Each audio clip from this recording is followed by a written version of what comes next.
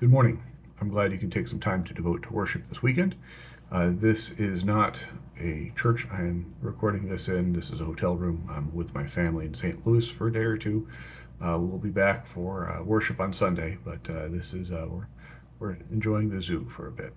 Um, this week we're continuing with a sort of a VBS for adults theme. We're looking at some of the stories that we read when we're children, and well, it's time to take another look at them. Today we're looking at Ruth. I am fascinated by stories of people, stories of when people lived and the times in which they lived. People usually call this history. I think of it as storytelling. What are the stories that people have gone long before us? I'd love to hear stories of like what was it like to be a German in the interwar period. What was it like to be someone who was French living in the time of the Enlightenment? What would it be like to meet a Roman from the fourth century? These are just I think these are fascinating inflection points in human history. Um, and this is also true of people in Scripture as well. There are moments in Scripture, like what would it be like to be someone living and worshiping one of the first churches, or in Jerusalem in the 30s A.D. Like there are these inflection points that are fascinating, and one of them comes up in the story of Ruth. This is a time, it's not as obvious. You had to kind of have to think about to realize what a moment this was. But there's this moment between when the Hebrew people have come out of Egypt and they come through the wilderness and they've landed in the promised land. And then they will have the kingdom, David, Solomon, and everything that follows from there, and the prophets and the rest of the Old Testament. That will happen. But there's this time in between those two moments when it was the time of the judges. It was about this century time frame. The 11th century BC is when it was ish.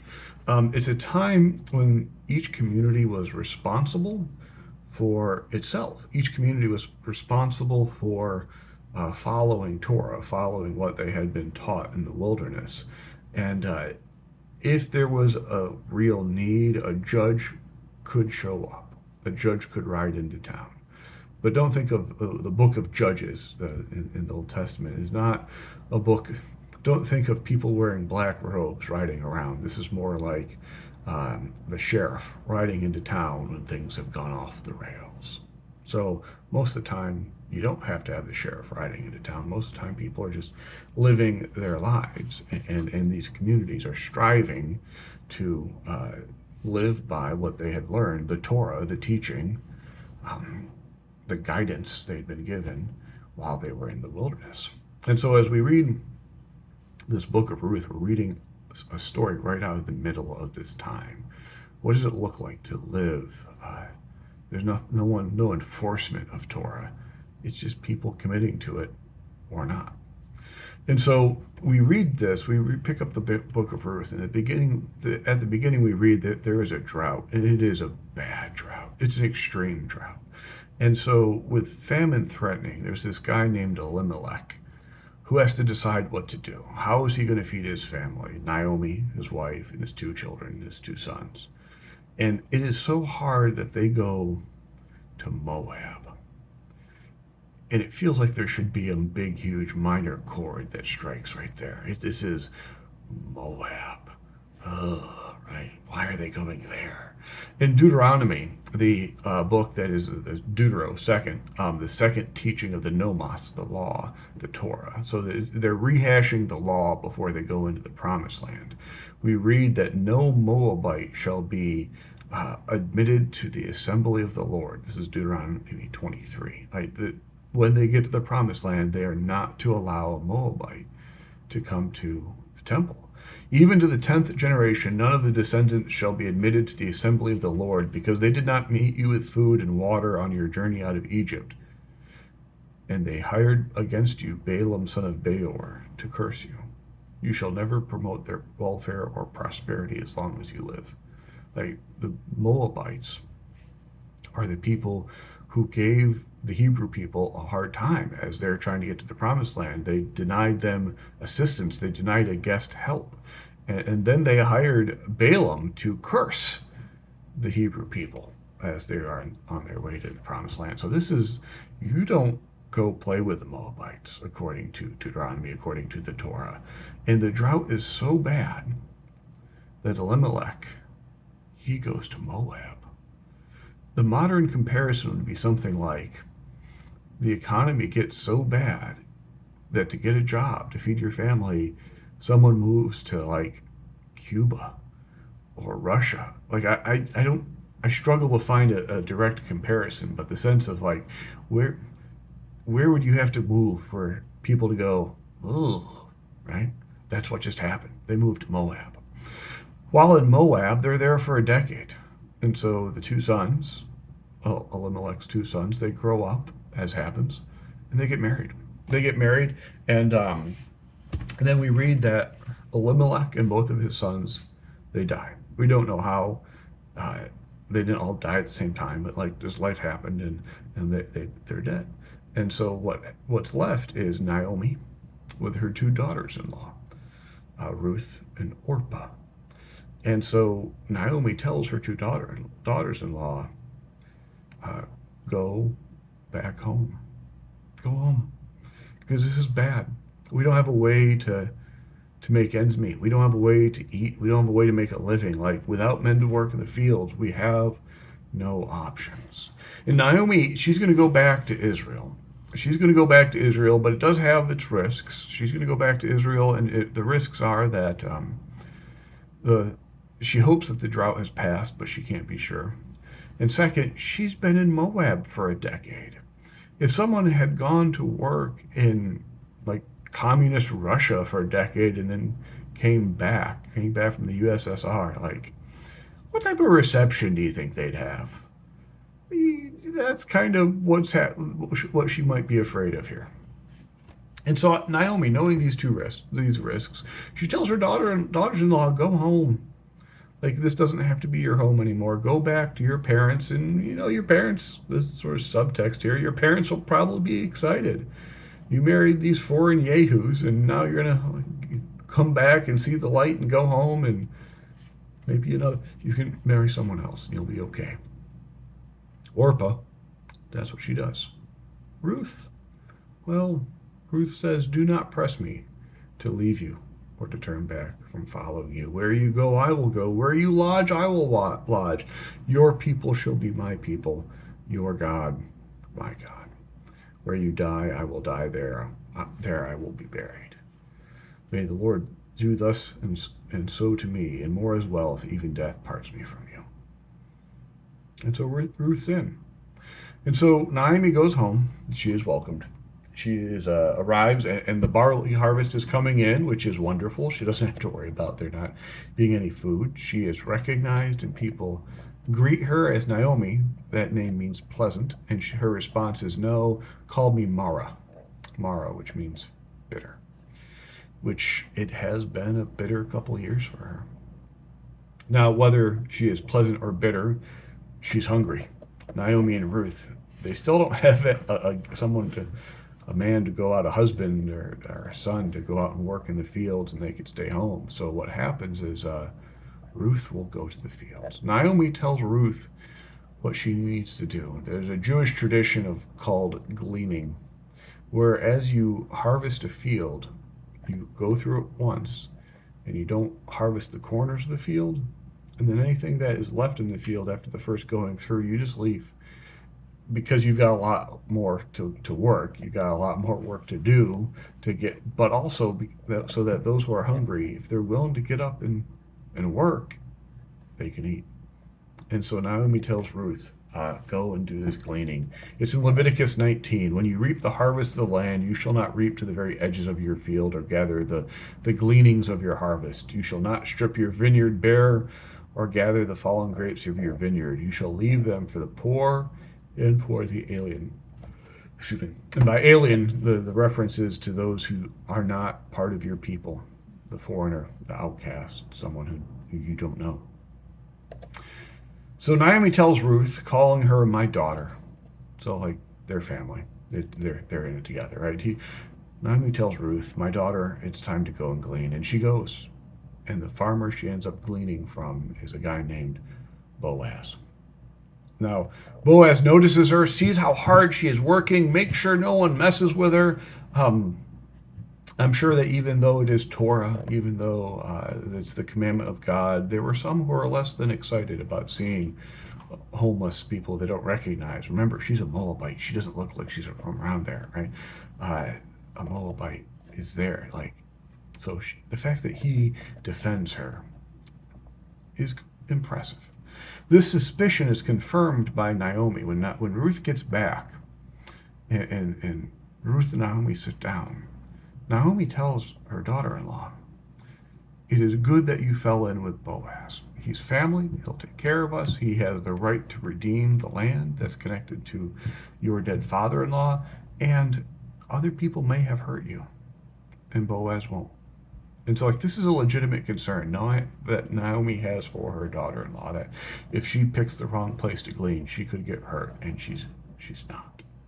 So Ruth goes back day after day after day, and she works. And if this is a movie, this would be the point of there being a montage of her going back day after day, and the fields being slowly harvested, and her hands starting to be calloused, and her talking more to the other people who are working. She gets to be part of the field, part of the team out there working. She's out there working. She's working for the good of her mother-in-law. And so after the harvest has been cut, they're going through the steps of harvest, getting to the grain, because once you cut the grain down, you're not done. Naomi steps in when they get to the winnowing. So what has happened is you cut the grain down. You got a big pile, the stalk, and then the grain at the end. But you can't eat that. What you got to do is you got to take that, you dig a big circular pit, you put the grain in the bottom of it. And then you have an ox tread the grain. And as the ox steps on the grain, it separates the kernel, what you actually grind and make bread out of, from the chaff, the stalk. And so after you've cut it down, you tossed it in a pit, ox has walked on it, then the last step is winnowing. And when you get to the winnowing, you have these piles of stuff that ox has walked on. You take pitchforks, and you take the pitchfork and you throw it up, and so that it goes up in the air, and it's got to go above the pit. It's got to get tossed that high so that the wind will blow, that's blowing across the top of the pit, will blow away the chaff, so that this wheat is separated from the chaff. So you have the kernel will drop straight down because it's more dense, and the stalk will blow away. And so this is the last step that you do, and it's the step that is dangerous in that when you're done winnowing, you have the grain, and if someone wants to steal that, that's when they could. That would be the easiest point. And so at this point, the farmers sleep with the grain. They're there because they don't want to risk it being stolen. And so Naomi tells Ruth, "This is winnowing. Go, and after everyone's fallen asleep, make sure you know where Boaz has fallen asleep. And then go up to him and curl up around his feet." Now, feet is the Hebrew word for everything from the waist down. And so feet is not, we might use leg. There just aren't words for like shin and thigh and all of that. It's just all of that's feet, right? And so what this is talking about is Naomi's telling Ruth, go and curl up along his side, along his foot, which is the bottom half of the body. And if you think about what this would look like physically, then her head would be on his chest or next to his chest. And so this is an invitation to curl up. Like, you might read this and say curl up at his feet, like curl up like a dog at the feet of the bed. That's not it. This is curl up next to him like his wife. And this is what happens. She does this, and Boaz wakes up, as you would if you realize someone had their head on your chest. And he goes, it's the middle of the night, it's dark. He says, "Who are you?" And she says, "I am Ruth, your servant. Spread your cloak over your servant, for you are next of kin." This is quite the sentence. Spread your cloak would be The modern version would be something like put a ring on it, or when you gonna marry me? For you are my next of kin. You are the redeemer. You're the one who can take care of us. Like you're the family who can take the land and continue on the name of Elimelech. Like ready to get hitched? It's a pretty direct and bold move. Boaz responds, and he says yes. He is the family member that can take them in. He says, may you be blessed by the Lord. This last instance of your loyalty is better than the first. You have not gone after younger men, whether poor or rich. And now, my daughter, do not be afraid. I will do for you all that you ask. For all know that you are a worthy woman. There is another kinsman more closely related than I. Remain this night in the morning. If he will act of next of kin, good. And if you won't, I will take care of you. So that's what happens the next morning. The next morning, Boaz goes to the gate. The way we think of, like, the way that the place that business is done in our culture, like you go to the bank and you sign documents at the bank if you're going to do a transaction, and you have to have someone there to witness a note, or you might go to like the courthouse and have someone notarize. So like the bank and the courthouse, what functions as the bank and the courthouse in the 11th century is the gate. It's where all the trade comes in and out, and that's where you find all the guys drinking coffee, or whatever the 11th BC century equivalent of drinking coffee is. And so Boaz goes there, and he's going to go find the person, the sort of the closer cousin, like he's kind of a cousin of some sort. And so he hasn't been able to redeem and take care of and take the land in and marry Ruth, because there's a closer family member who should have done it, all along. Like there's this sort of subtext there, like why hasn't he done it? And so he says he's going to go to the courthouse, to the gate, and he'll get some elders together and we'll get this sorted. And that's what he does. The next morning he goes to the courthouse. He gets 10 elders together so they can, whatever works out there, like they're there to witness that's what's happening. And he grabs the guy who is the closer cousin, who should have taken care of them before but hasn't. And he says to him, okay, let's get this sorted. It's time. You're a cousin, I'm a cousin. You gonna do it? And the guy says, oh yeah, I'll take some land. And then Boaz points out, if you're going to do this, you can't just take the land. You got to take the wife. And then have a kid with the wife. And that kid is going to carry on Elimelech's name. And that kid's going to take the land. And the guy goes, never mind. No, I don't think I'm going to do this. Turns out he doesn't want to deal with it. Doesn't want to deal with messing up his own inheritance situation. And that's probably why he hasn't done it all along. Because you just don't want to deal with the complications of it, and which is kind of a weenie answer for not taking care of people who were in need, in this case Naomi and Ruth. But because he has publicly said he's going to pass on it, that frees up Boaz to say, then I will do it. I will take Elimelech's land, and I will have a child with them, and that child will inherit the land. And the fact that, like, we don't hear about Boaz having another wife. Like, Boaz isn't married. This is going to be his wife, and his kid will carry on, because of the way this works. His child will carry on Elimelech's name. Will not carry on Boaz's name. And this child will end up with Elimelech's land and Boaz's land.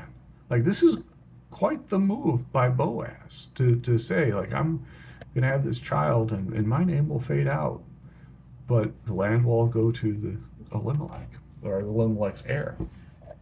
And the 10 elders of the communities, they see Boaz stepping up and doing this, and they say, the 10 elders, we are witnesses. May the Lord make the woman who is coming into your household like Rachel and Leah, who are the wives of Jacob, the forebears of the entire Hebrew people, right? Who together built up the house of Israel. May you produce children in Ephrathah and bestow a name in Bethlehem. And through the children that the Lord will give you by this young woman, may your house be like the house of Perez, whom Tamar bore to Judah. Like, they are going overboard in their blessing of this. Like, this is great. This is wonderful. They're saying, like, you are taking care of people, and this is awesome.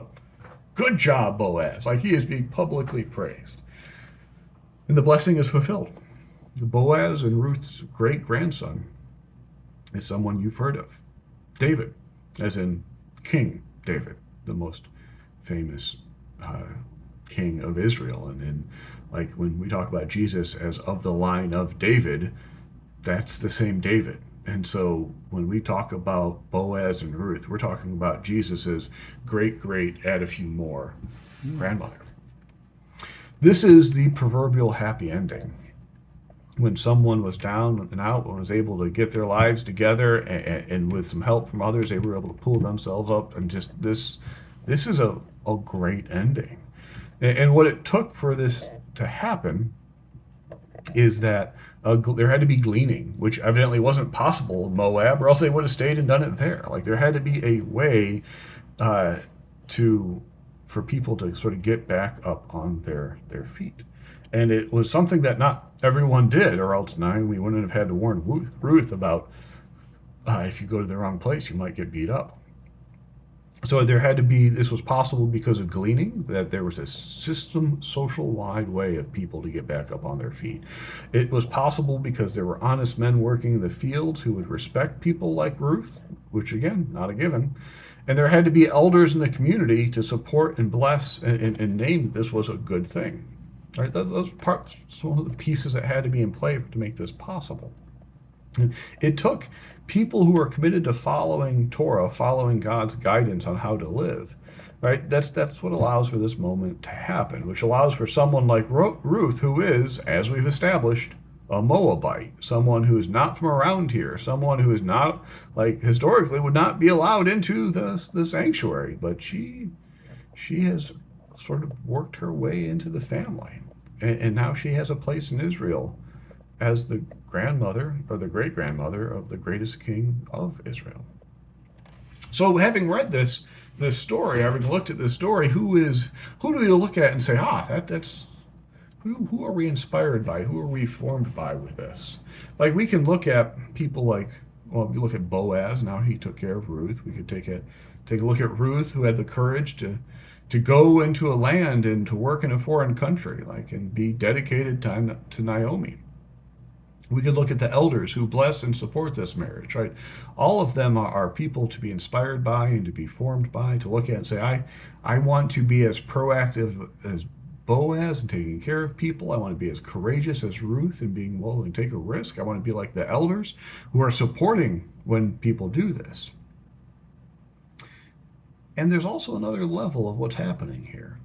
There's sort of the obvious story, and there's more. It isn't just Boaz giving Ruth a chance.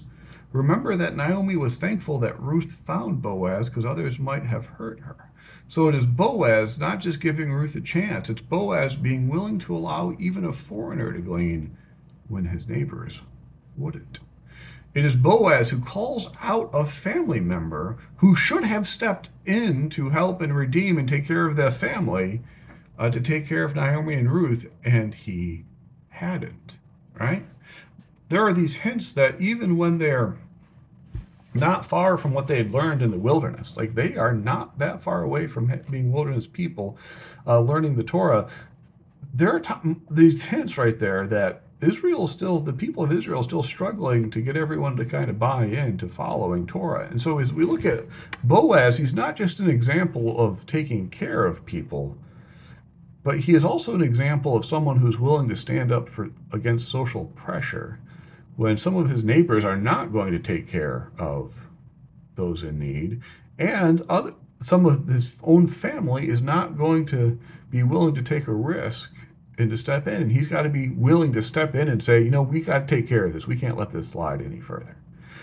Turns out that Boaz is the one who stood up for what is right and what is God's desires for how a family and a culture should work in a time when there wasn't as unanimous of support for doing so as we might expect. And that kind of feels like today, doesn't it? I ponder what this means for me, what this means for us. The boldness of Boaz is not just him acting for the good of others. The boldness of Boaz is him willing to stand up to his neighbors, to call out his own family members, and to say, this is what's right, and it's time to do it because it is the right thing to do. I'm impressed. There's more going on here than I expected. And it leaves me pondering, how do we follow in Boaz's footsteps? Because we know how God calls a community to work. It's laid out in the Old Testament again and again. It's laid out in the beginning of Acts. It's laid out in what Paul describes. We know how a community is called to take care of and love each other. And it is not just for us to do, but it's also for us to do even when our neighbors are not a big fan of it, even when our own family isn't. But it's worth it, because it leads to results like David. Thanks be to God. Amen.